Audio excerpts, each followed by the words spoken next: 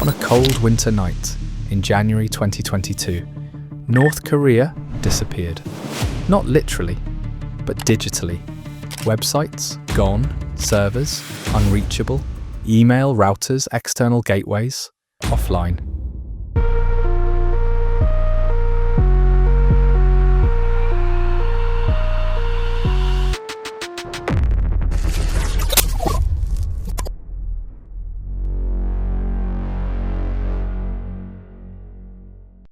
In a country already shrouded in secrecy, where the internet is a tightly controlled ghost of the web we know, even that ghost had vanished. At first, no one knew what had happened. North Korea blamed foreign interference. Analysts whispered about a massive DDoS attack. Theories bloomed. A state actor, America, South Korea. But the truth was far stranger. Not a government, not a cyber army, just one man, alone. A hacker working quietly in his room, hidden behind a handle few had ever heard. P4X. His reason? Not politics, not money, but something much more personal. They had come for him first. A phishing attack, silent, targeted. North Korean hackers tried to break into his system. They failed, but they made a mistake. They picked the wrong target. He waited, watched, and then he struck. This is the true story of a cyber ghost, of a man who brought North Korea to its knees.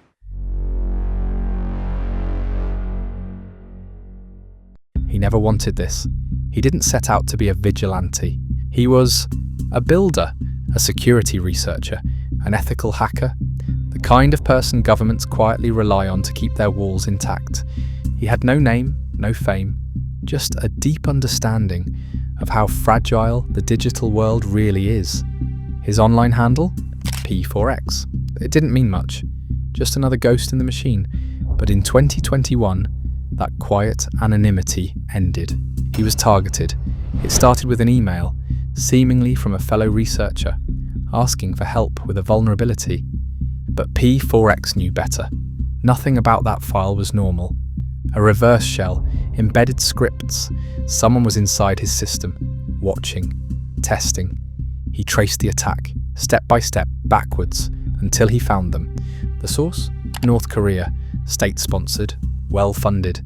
They were targeting US researchers, gathering intelligence on cyber tools and zero-day exploits. But they had picked the wrong one this time. He waited for the government to act. Weeks passed, nothing happened. No knock at his door, no phone call, no statement. He realized he was alone, so he made a decision. If no one else was going to hit back, he would. This wasn't about destruction. It was personal. He didn't want to hurt civilians. He wanted to send a message that even in the most isolated regime on Earth, no one is untouchable. Most people picture hacking as chaos, flashing lights, alarms, panic, but real hacking is patience, precision, silence. North Korea's internet isn't like the rest of the world. It's small, fragile, only a few dozen websites, barely a handful of external connections to the outside world. Only one major route out, no backups, no redundancy. P4X didn't use some world-ending zero-day. No high-budget cyber weapons, just open-source tools and persistence. He built an army of bots, one node at a time, each one aimed like a sniper, not to break in, but to hold the door open until it collapsed. He used a technique called denial of service, thousands of fake requests, constantly knocking on the door of every server. The servers couldn't keep up. One by one, they crashed. To outsiders, it looked like a cyber attack. But the strange thing was, no one claimed responsibility. Was it America? Was it China? South Korea? No one knew. But it wasn't a nation, just a man, drinking tea and reading code. Each day, he launched new attacks. Not permanent damage, just disruption. A constant reminder. North Korea was not safe, not even on their own terms. They scrambled, reset routers, shut down sites, rebooted systems. It didn't matter. P4X was already inside their rhythm. Within a week, he had taken down almost all of North Korea's external internet. Every public-facing site, every service offline. But what confused the world most was the silence. No group claimed credit, no political statement, just silence. Because for P4X, this wasn't war, it was justice. It went on for weeks, site after site, gone. Internet services collapsing daily. North Korea was being digitally choked. And no one knew who was doing it. Even seasoned cybersecurity researchers were stunned. No signs of state-sponsored malware. No nation claiming the hit. It felt amateur. And yet it was too perfect to be random. Behind the scenes, experts whispered the possibility. Could this all be one person? Then it happened. A quiet knock at the world's digital door. An anonymous interview. A man with no face, using a name barely whispered before. P4X. They came for me. They tried to use me. So I waited. And I hit back. He revealed everything. How he was targeted by North Korean operatives. How no one in the US government responded. How, after being left to deal with the breach alone, he decided to retaliate. No nation helped him. No cyber army backed him. This was a solo op, systematically knocking North Korea offline, night after night. The world was stunned, not just by the boldness, but by the simplicity. He didn't use classified tools or insider access. He used publicly available methods. That's the part that really scared everyone. It meant anyone with enough time could do it. But P4X didn't want attention. He didn't want fame. He told Wired he came forward for one reason. It wasn't about ego, it was about honesty and justice. In the days that followed, the name P4X echoed through every corner of cyberspace. He wasn't just a hacker anymore.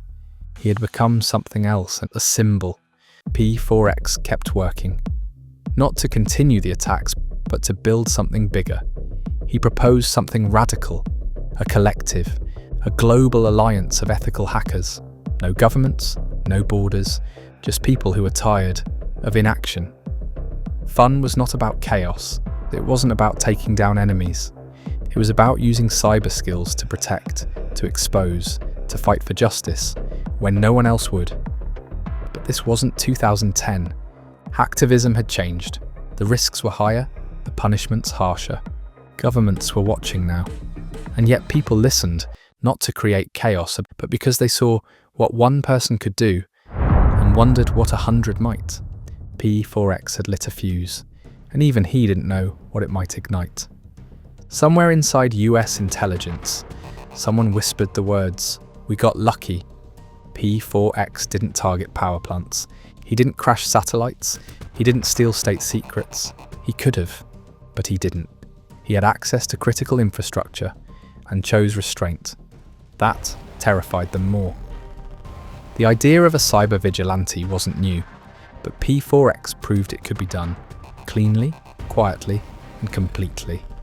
And on the other side of the border, silence. One by one, North Korea's digital lights flickered back on. Behind firewalls, behind isolation, behind fear, no official blame was ever placed, no public statement. But changes began. North Korea began investing again in silence. They'd been humiliated, and they don't forget. Meanwhile, P4X vanished. No more posts, no more statements, just silence. Was he done? Did someone silence him? Was he laying low? No one knew. What P4X began wasn't just revenge. It was a spark. In a world where governments hesitate and borders blur, sometimes the ghost in the wires decides justice. Some praised him. Others feared what he'd inspired. Workshops sprang up. Debates began. Students, analysts, even former spies, all asked the same thing. If one man could do that, what happens when 10 or 100 decide to follow? Fun, the free universal nation, was never confirmed to be real. No site, no manifesto, no membership, but traces began to appear. Tools began circulating, clean, efficient, open source, built not to destroy, but to reveal, not bombs, not exploits, but mirrors. Somewhere, someone hit download and kept going. The world wasn't safer, but it was sharper, awake, wary, and the world once again pretends everything is normal.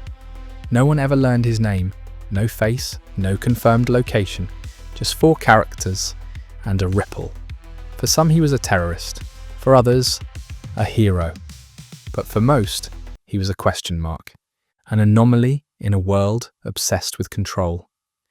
What happens when justice is delivered not by nations, but by a single person, sitting in the dark? We live inside a system built on trust. Trust that firewalls hold, that passwords protect, that nations defend their own. P4X didn't just hack North Korea, he hacked that trust. And then, he disappeared. No follow-up, no goodbye, no manifesto, but his tools remained, his logs, his scripts, quietly passed between hands in whispers, in coffee shops and Discord servers.